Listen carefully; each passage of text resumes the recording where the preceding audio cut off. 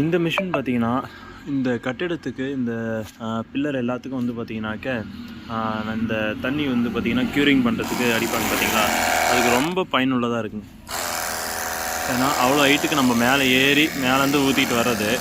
அதே மாதிரி இங்கேருந்து எடுத்து தண்ணி வந்து நம்ம ஒரு பக்கெட்டில் எடுத்து அடிச்சோம்னாலும் மேலே போய் விழுறதுக்கு நிறையா வேஸ்டேஜும் இருக்கும், சிரமமாகவும் இருக்கும். இது எவ்வளோ ஹைட்னாலும் நல்லா க்யூரிங் பண்ணுறதுக்கு ஈஸியாக இருக்குங்க.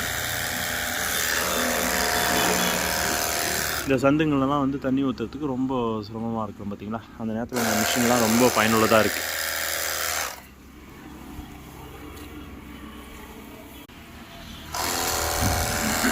இந்த ஹைட்டு வந்து பார்த்திங்கனாக்க அந்த ஃபுல் ஹைட்டுக்கும் இதால் ஸ்ப்ரே பண்ண முடியுது இந்த மிஷின் வழியாக.